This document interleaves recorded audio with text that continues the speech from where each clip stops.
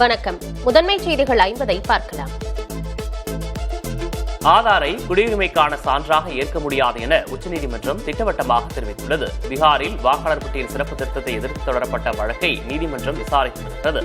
அப்போது வாதாடிய மனுதாரர் தரப்பு வழக்கறிஞர் கபில் சிபல், தேர்தல் ஆணையம் கேட்கும் ஆதாரங்களால் ஏராளமானோர் வாக்காளர்கள் பட்டியலில் இடம்பெறாமல் போகும் நிலை ஏற்படுவதாக தெரிவித்தார். ஆதார் போன்ற சான்றுகளை அதிகாரிகள் நிராகரிப்பதாகவும் அவர் கூறினார். இதை கேட்ட நீதிபதிகள், ஆதார் வசிப்பிடத்திற்கான சான்று மட்டுமே என்றும் குடியுரிமைக்கான சான்றாக அதை ஏற்க முடியாது என்றும் குறிப்பிட்டார். சட்டவிரோதம் என கண்டறியப்பட்டால் பீகார் வாக்காளர் பட்டியல் சிறப்பு திருத்த நடைமுறை ரத்து செய்யப்படும் என தேர்தல் ஆணையத்தை உச்சநீதிமன்றம் எச்சரித்துள்ளது. அரசு தரப்பு வழக்கறிஞர் ராகேஷ் துவிவேதி தற்போது வெளியிடப்பட்ட வரைவு வாக்காளர் பட்டியலில் சில குறைகள் இருப்பதாகவும் செப்டம்பர் 30ஆம் தேதி இறுதிப் பட்டியல் வெளியிடப்படும் போது அவை களையப்படும் என்றும் உறுதியளித்தார். வாதங்களை கேட்ட நீதிபதிகள், இந்த விவகாரத்தில் மனுதாரர் கூறுவது போல 5 கோடி வாக்காளர்களை நீக்கினால் நீதிமன்றம் வேடிக்கை பார்த்துக் கொண்டிருக்காது என்றும் எச்சரித்தனர். தமிழகத்தில் இன்று 3 மாவட்டங்களில் கனமழைக்கு வாய்ப்புள்ளதாக சென்னை வானிலை ஆய்வு மையம் அறிவித்துள்ளது. வானிலை ஆய்வு மையம் வெளியிட்டுள்ள அறிக்கையில் திருவள்ளூர், ராணிப்பேட்டை, நீலகிரி மாவட்டங்களில் கனமழை பெய்யும் என கணிக்கப்பட்டுள்ளது.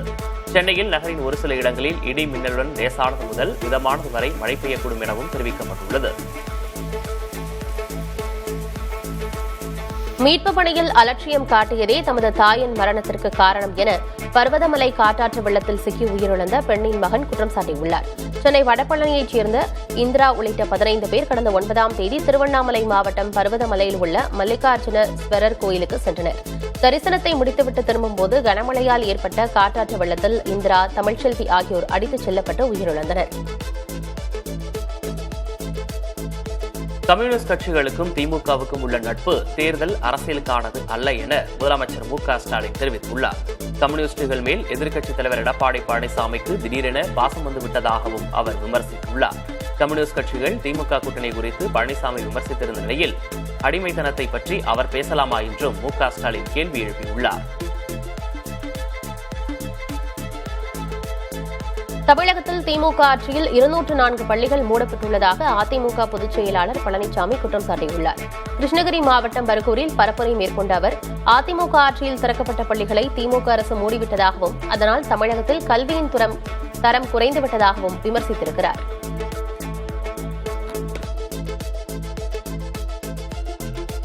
பாம்பன் செங்குத்து தூக்கு பாலத்தில் ஏற்பட்ட தொழில்நுட்ப கோளாறு காரணமாக ரயில் சேவை பாதிக்கப்பட்டது. ராமேஸ்வரம் பாம்பன் புதிய தூக்கு பாலத்தை அதிகாரிகள் ஆய்வு செய்தபோது தொழில்நுட்ப கோளாறு ஏற்பட்டதால் பாலத்தை கீழே இறக்குவதில் சிரமம் ஏற்பட்டது. இதனால் ராமேஸ்வரத்திலிருந்து புறப்பட்ட மதுரை பயணிகள் ரயில், தாம்பரம் விரைவு ரயில் நடுவழியில் நிறுத்தி வைக்கப்பட்டன. இந்நிலையில் பாலத்தில் ஏற்பட்ட கோளாறு சரி செய்யப்பட்டு 5 மணி நேரத்திற்கு பிறகு ரயில்கள் இயக்கப்பட்டன. மதுரை மாநகராட்சியில் சொத்து வரி முறைகேடு வழக்கில் அதிரடி திருப்பமாக மேயரின் கணவர், உதவி ஆணையர் ஆகியோர் கைது செய்யப்பட்டுள்ளனர். சொத்து வரி விதிப்பு குழு தலைவர் விஜயலட்சுமியின் கணவர் கண்ணனிடம் மத்திய குற்றப்பிரிவு காவல்துறையினர் மேற்கொண்ட விசாரணையில் மேயரின் கணவர் பொன்வசந்த், உதவி ஆணையர் சுரேஷ்குமார் ஆகியோருக்கும் முறைகேட்டில் தொடர்பிருப்பதாக தெரியவந்தது. இதையடுத்து மேயர் இந்திராணியின் கணவர் பொன்வசந்தை சென்னையில் கைது செய்தனர்.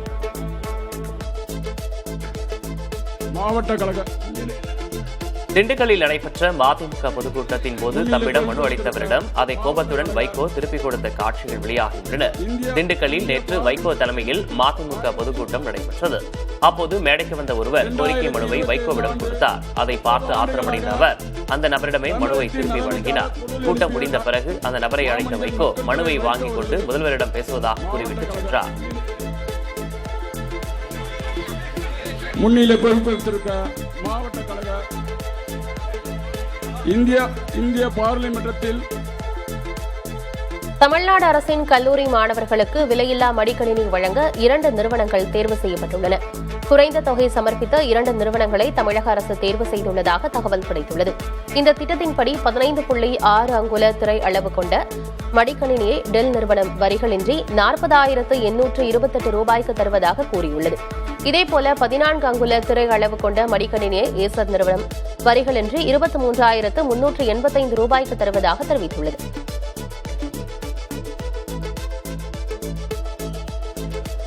அதிமுக பொதுச் செயலாளர் எடப்பாடி பழனிசாமியும் அமமுக பொதுச் செயலாளர் டிடிவி தினகரனும் விரைவில் ஒரே மேடையில் தோன்றுவார்கள் என பாரதிய ஜனதா மாநில தலைவர் நயினார் நாகேந்திரன் தெரிவித்துள்ளார். கோவையில் செய்தியாளர்களுக்கு பேட்டியளித்த அவர் திமுகவினர் தோல்வி பயத்தில் இருப்பதாகவும் தெரிவித்தார்.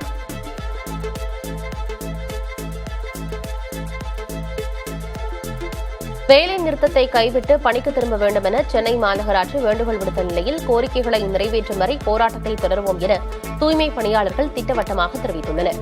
தனியார் நிறுவனத்தின் கீழ் பணியாற்றுவதை ஏற்க மாட்டோம் என்றும் சென்னை மாநகராட்சியே தங்களுக்கு சம்பளம் வழங்க வேண்டும் எனவும் தூய்மை பணியாளர்கள் உறுதிபட தெரிவித்தனர்.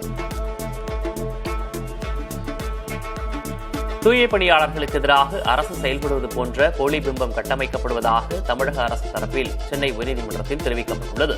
தூய்மை பணியாளர்கள் போராட்டம் காரணமாக பொதுமக்களுக்கு இடையூறு ஏற்படுத்துவதாக கூறி தலைமை நீதிபதி அமர்வில் வழக்கறிஞர் வினோத் முறையீடு செய்தார். அப்போது தமிழக அரசு தரப்பில் தூய்மை பணியாளர்களுக்கு அரசு ஆதரவாக இருப்பதாகவும் அவர்களுக்கு எதிராக அரசு செயல்படுவதைப் போல் போலி தோற்றம் ஏற்படுகிறது எனவும் விளக்கமளிக்கப்பட்டது. தூய்மை பணியாளர்களின் போராட்ட விவகாரத்தில் முதல்வர் மு.க. ஸ்டாலின் முடிவெடுப்பார் என நகராட்சி நிர்வாகத்துறை அமைச்சர் கே.ஏ. நேரு தெரிவித்துள்ளார். துறை அமைச்சராக போராட்டக்காரர்களை சந்திக்கவில்லை என்ற குற்றச்சாட்டிற்கு பதிலளித்த அவர் இதுவரை 4 முறை அவர்களை சந்தித்து பேசியிருப்பதாகவும் முதல்வரின் செயலாளர்களும் பேசியிருப்பதாகவும் கூறியுள்ளார். உத்தரப்பிரதேச மாநிலம் பாலாராம்பூரில் மாவட்ட காவல் கண்காணிப்பாளர் வீட்டின் சிசிடிவி கேமராவில் பதிவான காட்சிகள் பெரும் அதிர்ச்சியை ஏற்படுத்தியுள்ளன. பெண் ஒருவரை கும்பலாக சிலர் துரத்திச் செல்கின்றனர். பின் அந்த பெண் கூட்டு பாலியல் வன்கொடுமைக்கு ஆளாக்கப்பட்டதாக சமூக வலைதளங்களில் பகிரப்பட்டு வருகிறது. இது தொடர்பாக மாநில காவல்துறை விசாரணை மேற்கொண்டு வருகிறது.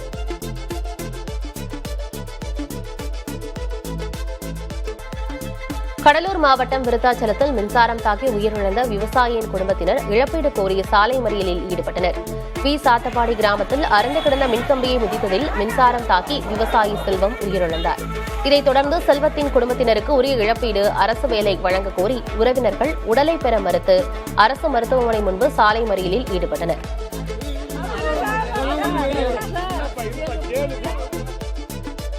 வீடுகளுக்கே சென்று ரேஷன் பொருட்களை விநியோகிக்கும் தாயுமானவர் திட்டத்தை முதல்வர் மு.க. ஸ்டாலின் தொடங்கி வைத்தார். சென்னை தண்டையார்பேட்டையில் திட்டத்தை தொடங்கி வைத்த அவர் நேரடியாக மாற்றுத்திறனாளி ஒருவரின் வீட்டுக்கு சென்று ரேஷன் பொருட்களை வழங்கினார். தாயுமானவர் திட்டத்தின் கீழ் மாற்றுத்திறனாளிகள் முதியவர்கள் பயன்பெறும் வகையில் ரேஷன் பொருட்கள் வீடுகளுக்கே சென்று கொடுக்கப்பட உள்ளன. இதன் மூலம் 21,70,000 குடும்ப அட்டைதாரர்கள் பயன்பெறுவர் என தெரிவிக்கப்பட்டுள்ளது. தமிழக அரசு தொடங்கியுள்ள முதலமைச்சரின் தாயுமானவர் திட்டம் மறைந்த தேமுதிக தலைவர் விஜயகாந்திற்கு கிடைத்த வெற்றி என அக்கட்சியின் பொதுச் செயலாளர் பிரேமலதா விஜயகாந்த் தெரிவித்துள்ளார். இது தொடர்பாக பேசிய அவர் விஜயகாந்த் தனது முதல் தேர்தல் அறிக்கையிலேயே இந்த திட்டத்தை அறிவித்தபோது பலரும் கேலி செய்ததாக குறிப்பிட்டார்.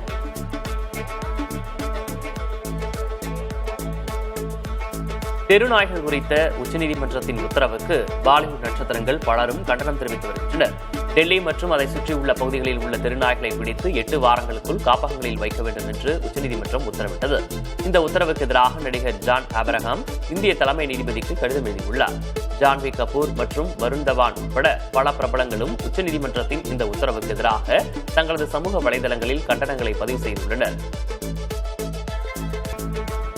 திருவாரூரில் நாய் குறுக்கே வந்ததால் பைக்கில் இருந்து நிலை தடுமாறி கீழ் விழுந்த இளைஞர் உயிரிழந்தார். நாகை மாவட்டம் வடகரை கிராமத்தைச் சேர்ந்த இளைஞர் நிர்மல்ராஜ் தனது நண்பர் பகத்சிங் என்பவருடன் பைக்கில் சென்றுள்ளார். திருவாரூர் வடக்கு வீதி பகுதியில் நாய் ஒன்று சாலையின் குறுக்கே வந்ததில் நிலை தடுமாறி இருவரும் பைக்கில் இருந்து கீழே விழுந்தனர். இதில் படுகாயமடைந்த இருவரும் அரசு மருத்துவக் கல்லூரி மருத்துவமனையில் அனுமதிக்கப்பட்டதில் நிர்மல்ராஜ் உயிரிழந்தார். திருச்செந்தூர் சுப்பிரமணிய சுவாமி கோயிலில் ஜப்பான் நாட்டைச் சேர்ந்த 100க்கும் மேற்பட்ட பக்தர்கள் சுவாமி தரிசனம் செய்தனர். கடந்த ஜூன் 14ஆம் தேதி முதல் தமிழ்நாட்டில் உள்ள பழனி, ராமேஸ்வரம் உட்பட 128 கோயில்களுக்கு இவர்கள் ஆன்மீக பயணம் மேற்கொண்டு வருகின்றனர்.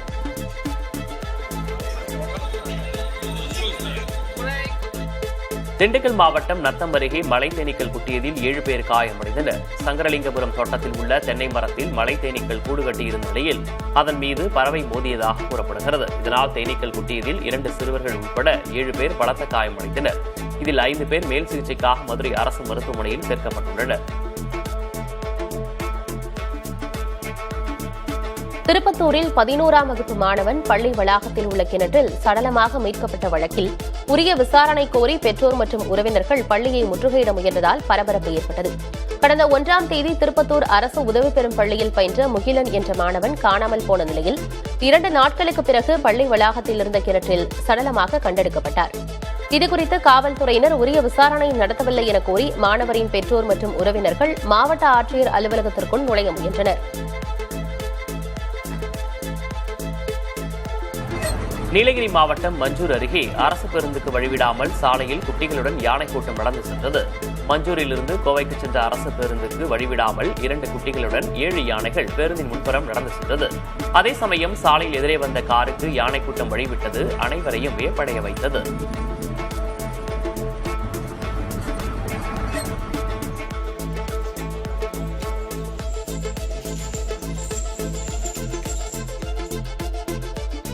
கேரளாவின் முத்தங்கா யானைகள் காப்பகத்தில் வளர்ப்பு யானைகளுக்கு 20 வகை உணவுகள் வழங்கப்பட்டு யானைகள் தின விழா கொண்டாடப்பட்டது. வயநாடு முத்தங்காவில் உள்ள வளர்ப்பு யானைகள் முகாமில் 11 யானைகள் பராமரிக்கப்படுகின்றன. உலக யானைகள் தின விழாவை முன்னிட்டு யானைகளுக்கு 20 வகையான உணவுகள் வழங்கப்பட்டன. இந்த விழாவில் சுற்றுலா பயணிகளும் வனத்துறையினரும் யானைகளுக்கு உணவு ஊட்டி மகிழ்ந்தனர். மேலும் சிறப்பு பூஜையும் நடைபெற்றது.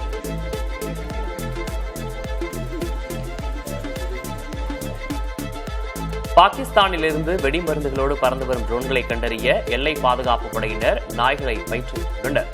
பெரும்பாலும் மனித காதுகளுக்கு புலப்படாத ட்ரோன்கள் பறக்கும் ஒலியானது நாய்களின் காதுகளுக்கு தெளிவாக கேட்கும் என்பதால் பஞ்சாப் எல்லை பாதுகாப்பு படை இந்த முயற்சியை முன்னெடுத்துள்ளது. டேப்லடார் வகை நாய்களே பெரும்பாலும் இப்பயிற்சிக்கு தேர்ந்தெடுக்கப்படுகின்றன. 4 நாய்கள் ஏற்கனவே பணியை தொடங்கிவிட்டன.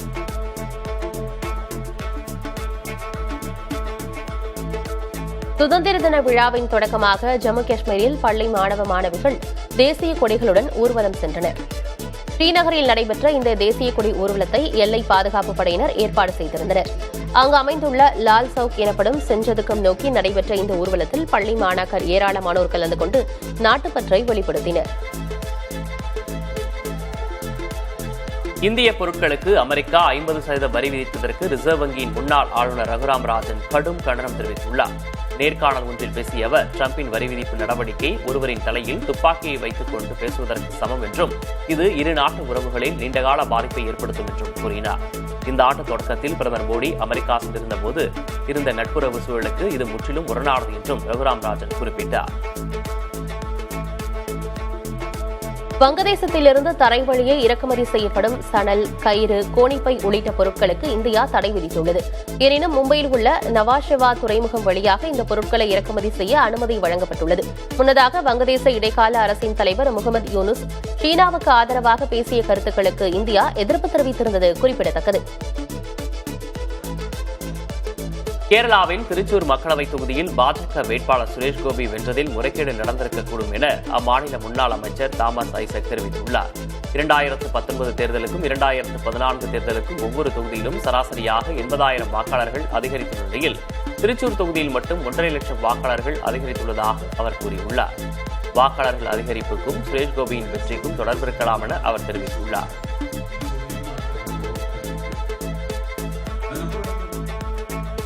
நாட்டின் சில்லறை பணவீக்கம் 8 ஆண்டுகளில் இல்லாத வகையில் கடந்த ஜூலையில் 1.55% குறைந்துள்ளதாக மத்திய அரசு தெரிவித்துள்ளது.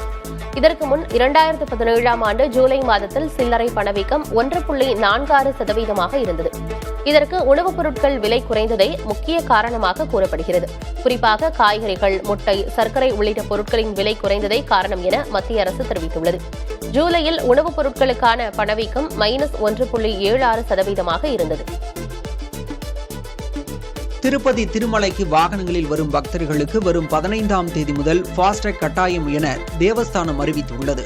இது தொடர்பாக வெளியிடப்பட்டிருக்கும் சுற்றறிக்கையில் ஃபாஸ்டேக் இல்லாத வாகனங்கள் திருமலைக்கு அனுமதிக்கப்படாது எனவும் பக்தர்களின் வசதிக்காக அலிபிரி சோதனை சாவடி அருகே சிறப்பு மையம் அமைக்கப்படும் என்றும் தெரிவிக்கப்பட்டுள்ளது. இந்த நடவடிக்கையால் திருமலையில் போக்குவரத்து நெரிசல் குறையும் என எதிர்பார்க்கப்படுகிறது.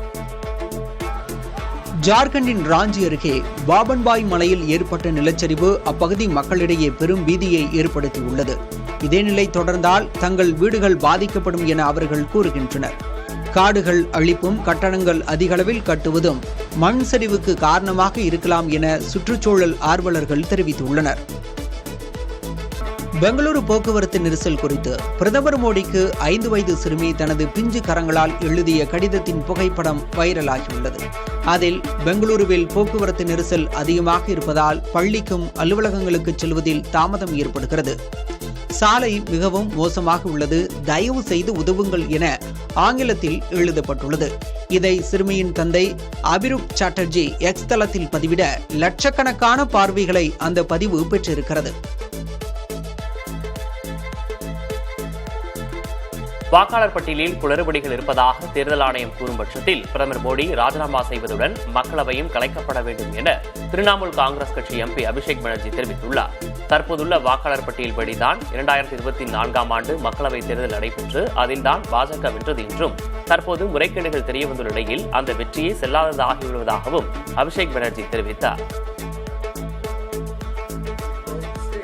பாகிஸ்தான் ராணுவ தளபதி ஆசிம் முனிர் சீருடையில் உள்ள ஒசாமா பின் லேடன் என அமெரிக்க முன்னாள் பாதுகாப்புத்துறை அதிகாரி மைக்கேல் ரோபின் கூறியுள்ளார். பாகிஸ்தானுக்கு எவ்வளவு உதவிகள் சலுகைகள் வழங்கினாலும் அது தன் கொள்கையை கைவிடாது என்றும் அவர் கூறியுள்ளார். உலகின் பாதி நாடுகளை அணு ஆயுதங்களை கொண்டு அழிப்போம் என பாகிஸ்தான் தளபதி கூறியுள்ளார் என்றும் இது அந்நாட்டின் ஆபத்தான விளையாட்டை காட்டுவதாகவும் ரூபின் கூறியுள்ளார். சர்வதேச அரங்கில் ஒரு நாடு என கூறிக்கொள்ளும் தகுதியை பாகிஸ்தான் இழந்துவிட்டதாகவும் அவர் தெரிவித்தார். சீனாவின் முக்கிய மாகாணங்களில் ஒன்றான குவாங்டாங் சிக்கன்குனியாவால் அதிகம் பாதிக்கப்பட்டுள்ளது. இதையடுத்து மாநிலத்தின் மூலை முடுக்கெங்கும் ட்ரோன்கள் மூலம் மருந்து தெளித்து கொசுக்களை அழிக்கும் பணியில் மாகாண நிர்வாகம் தீவிரம் காட்டி வருகிறது. சிக்கன்குனியா கொசுக்கள் வளர உதவும் வகையில் நீரை தேங்க விடுபவர்கள் மீதும் கடும் நடவடிக்கை எடுக்கப்பட்டு வருகிறது. மோசமான பாதிப்பை ஏற்படுத்தும் கொசுக்களை அழிக்க போர் போன்ற ஒரு நடவடிக்கை தேவை என சீன துணை பிரதமர் லியூ ஜூங் தெரிவித்துள்ளார். ஆஸ்திரேலிய அணியுடனான இரண்டாவது 2020 கிரிக்கெட் போட்டியில் தென்னாப்பிரிக்க அணி 53 ரன்கள் வித்தியாசத்தில் வெற்றியை வசப்படுத்தியது. ஆஸ்திரேலியாவின் டார்வின் நகரில் நடைபெற்ற போட்டியில் முதலில் பேட்டிங் செய்த தென்னாப்பிரிக்க அணி 7 விக்கெட் இழப்புக்கு 218 ரன்கள் குவித்தது. ஆஸ்திரேலிய அணியின் பந்துவீச்சை நாலாபுரமும் விரட்டிய குட்டி டிவில்லியர்ஸான டுவால் பிராவிஸ் 56 பந்துகளில் 8 சிக்சர்கள் 12 பவுண்டரிகளுடன் ஆட்டமிழக்காது 125 ரன்கள் குவித்தார். முதல் போட்டியில் வென்ற தெம்புடன் 219 ரன்களை வெற்றி இலக்காக கொண்டு விளையாடிய ஆஸ்திரேலிய அணி 165 ரன்களுக்கு ஆட்டம் இழந்தது. அதிகபட்சமாக டிம் டேவிட் 50 ரன்கள் எடுத்தார். இளம் வேகப்பந்து வீச்சாளர்களான மபாகா, கார்பின் போச் ஆகியோர் தலா 3 விக்கெட்டுகளை வீழ்த்தினர். 3 போட்டிகள் கொண்ட தொடரில் இரு அணிகளும் தலா ஒரு போட்டியில் வெற்றி பெற்று சமநிலையில் உள்ளன. தொடர் யாருக்கு என்பதை தீர்மானிக்கும் 3வது போட்டி கெய்ன்ஸ் நகரில் வரும் 16ஆம் தேதி நடைபெறுகிறது. யுக்ரைனின் நிலப்பரப்பை விட்டுத் தருவதன் மூலம் அமைதி ஏற்படாது என அந்நாட்டின் படை வீரர்கள் உறுதிபட தெரிவித்துள்ளனர். இதுவரை ரஷ்யா கைப்பற்றியுள்ள தங்கள் நிலப்பரப்பையும் மீட்டெடுப்பது அவசியம் என்றும் குறிப்பிட்ட இடங்களை நாடுகளுக்கிடையில் பரிமாறிக்கொள்வதன் மூலம் அமைதியை ஏற்படுத்துவதில் தங்களுக்கு உடன்பாடு இல்லை எனவும் அவர்கள் திட்டவட்டமாக கூறியுள்ளனர். ரஷ்யா யுக்ரைன் இடையிலான சண்டையை முடிவுக்கு கொண்டுவர இந்திய பிரதமர் மோடி உள்ளிட்ட தலைவர்கள் முயற்சிகளை முன்னெடுத்து வருகின்றனர். தென்சீன கடலில் பிலிப்பைன்ஸ் கடலோர காவல்படைக்கு சொந்தமான கண்காணிப்பு களத்தை இடைமறிக்க முயன்றபோது சீனாவின் 2 கப்பல்கள் மோதிக்கொண்ட காணொலி வெளியாகியுள்ளது. சீன கடலோர காவல்படையைச் சேர்ந்த கப்பலும் கடற்படைக்கு சொந்தமான கப்பலும் ஒன்றுக்கொன்று மோதிக்கொண்டதாகவும் இதில் 2 கப்பல்களுமே சேதமடைந்ததாகவும் பிலிப்பைன்ஸ் கடலோர காவல்படை தெரிவித்துள்ளது. ஸ்பெயின் வனப்பகுதிகளில் பற்றி எரியும் தீயை கட்டுப்படுத்தும் பணியில் வீரர்கள் இரவு பகலாக ஈடுபட்டு வருகின்றனர்.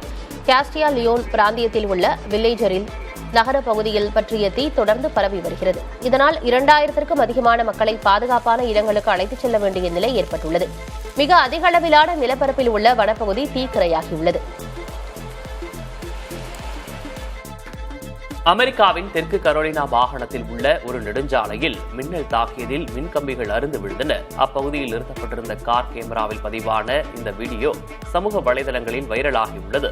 இந்த விபத்தில் யாருக்கும் எந்த காயங்களும் ஏற்படவில்லை. மின்கம்பிகள் அறுந்து விழுந்ததால் அப்பகுதியில் போக்குவரத்து பாதிக்கப்பட்டது. தொழில்நுட்ப உலகின் முன்னணி ஜாம்பவான்களான எலான் மஸ்க் மற்றும் சாம் ஆல்ட்மன் இடையான மோதல் மீண்டும் சூடுபிடித்துள்ளது. ஆப்பிளின் ஆப் ஸ்டோரில் ஓபன் ஏஐக்கு மட்டும் முன்னுரிமை அளிக்கப்படுவதாக குற்றஞ்சாட்டியுள்ள மஸ்க் இதில் சட்ட நடவடிக்கை மேற்கொள்ள திட்டமிட்டுள்ளதாக தெரிவித்தார். இந்நிலையில் மஸ்க் தனது சொந்த நலனுக்காகவும் தனது போட்டியாளர்களுக்கு தீங்கு விளைவிப்பதற்காகவும் எக்ஸ் தளத்தை பயன்படுத்துவதாக open AI CEO Sam Altman சாடியுள்ளார். போர்ச்சுகல் நாட்டைச் சேர்ந்த கால்பந்து நட்சத்திரம் கிறிஸ்டியானோ ரொனால்டோ தனது நீண்டகால காதலியான ஜார்ஜினா ரோட்ரிக்ஸுக்கு விலை மதிப்புமிக்க நிச்சயதார்த்த மோதிரத்தை அணிவித்துள்ளார். ரொனால்டோ அணிவித்த நிச்சயதார்த்த மோதிரத்தின் புகைப்படத்தை ரோட்ரிகஸ் தனது இன்ஸ்டாகிராம் பக்கத்தில் பதிவிட்டுள்ளார். சுமார் 25 முதல் 37 கேரட் வைரத்தை கொண்ட இந்த மோதிரத்தின் விலை இந்திய மதிப்பில் 16.8 கோடி முதல் 42 கோடி ரூபாய் வரை என மதிப்பிடப்பட்டுள்ளது.